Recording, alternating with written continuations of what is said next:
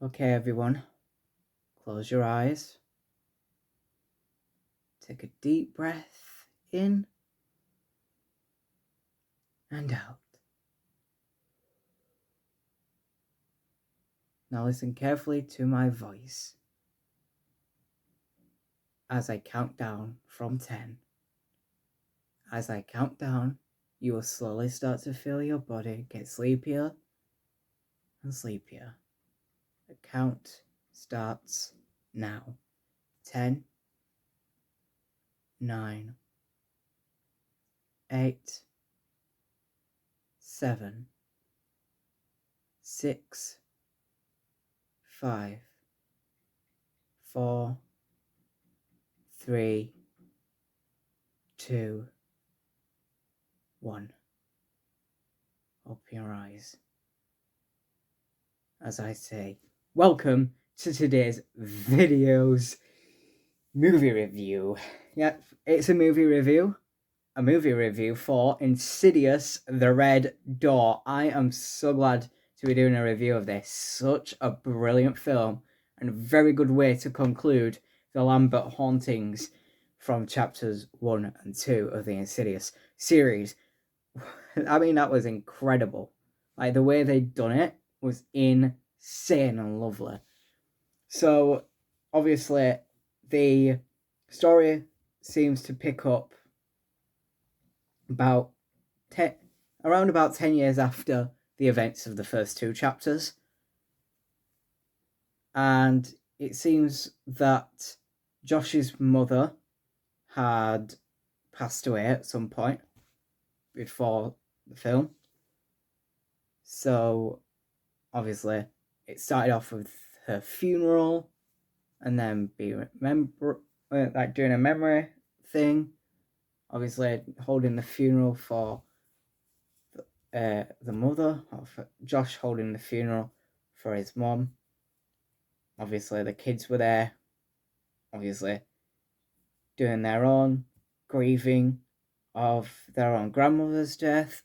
It obviously started on a slight sad note, and it seems that, like, obviously, the connection of Josh and his kids has been on a little bit of a low for quite some time because of everything that happened in the previous two chapters.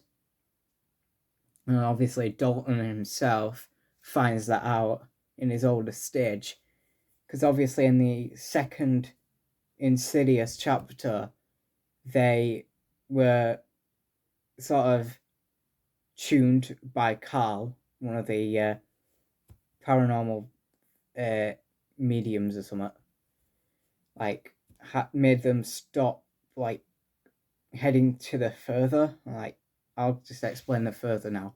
The further is basically like a voidy looking realm where it's completely dark, and inside the realm there's a place where like there's a bunch of ghosts and surrounding dead people, like basically just the souls of the dead living in a strange place. Like, when an alive body enters the further, they can like smell and sense that someone has entered the further, and they want to try to take over the body as immediate as possible. I mean, the way they did it was actually really, really good. To have like Dalton almost getting taken over again by the red-faced demon, that was like really good. There was so much to it. Obviously, the red-faced demon was in the first story, and I feel like there's shortened a few of the scenes up. There were a scene in the trailer where I had one of the ghosts like show up in front of Josh's face in the further and just stand there. Literally, there were barely any spirits in there in the further. It was practically empty. Yeah, it was different than normal. So that's one negative about the film, to be honest, that the further was a bit too empty. Felt like the further's scene bits possibly would have been a bit too rushed, maybe. They could have added a slight bit more featuring to it. And of course, it is the first direction work of Patrick Wilson, who obviously played the role of Josh in the series. Obviously, it's first direction for the Insidious franchise, and obviously had a bit of help from the production of James Wan and Lee Winnell, who are obviously in charge of the Insidious franchise anyway. But yeah, it was actually quite good. I liked it. Like having all the strings like being tied together with every single bit of things you'd want to know about Insidious was like really really good, and I loved it. I literally all of it. Yeah, it was completely amazing just the way they'd done it to tie it in. So it seemed it's like there were one bit of Dalton in the further. I should have gave you spoilers really, but the one bit with Dalton in the further, seeing his dad hurting him, trying to hurt himself during the fight for survival towards the end of chapter 2. So there is a lot to it. Yeah, it was such a good game play of the way it was. It was kind of like a gameplay sort of thing.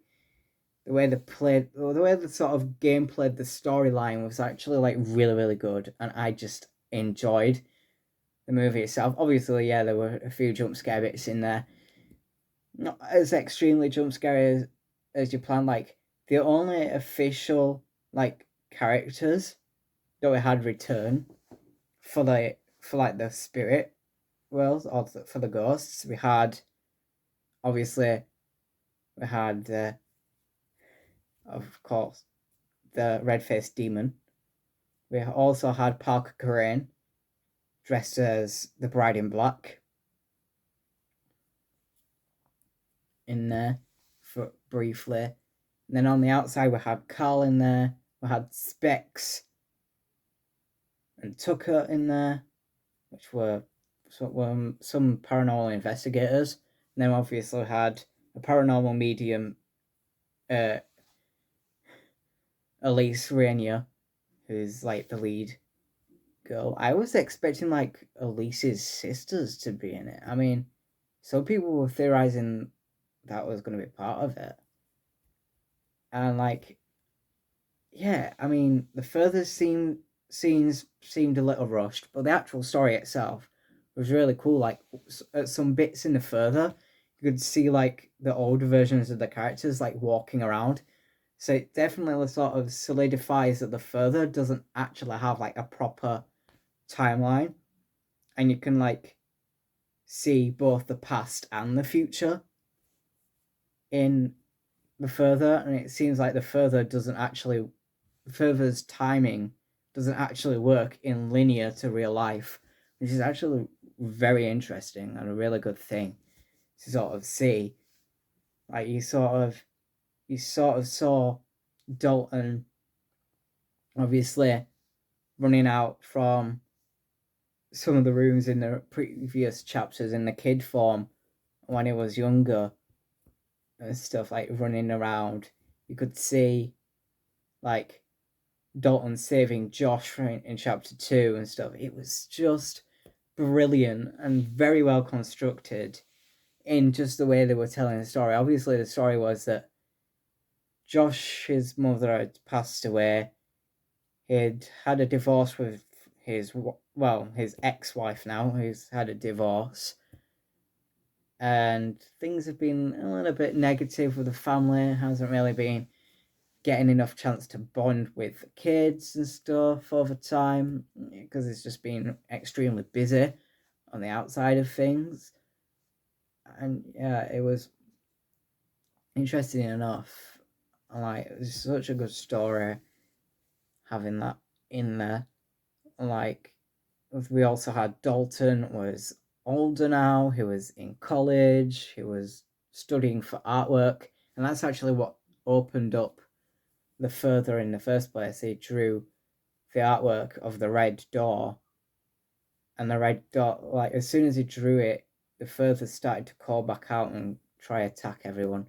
But then eventually Dalton managed to actually find a really cool way to sort of end the Red Door and like place a massive wall around it. Yeah, such an amazing film. Definitely recommend to watch it. It is obviously rated a 15, so you'd have to be 15 or over to watch this movie, but such a good film. Really good to watch. Very well constructed. Brilliant work. Obviously, like I said, some of the further scenes seemed a little bit rushed, but hey ho, there you have it. That is the review for Insidious, The Red Door. As of a rating, I'm going to give it a solid 9 out of 10. It's actually really good. Anyway, that's it for today's video. See you all next time in the next video. Bye everyone.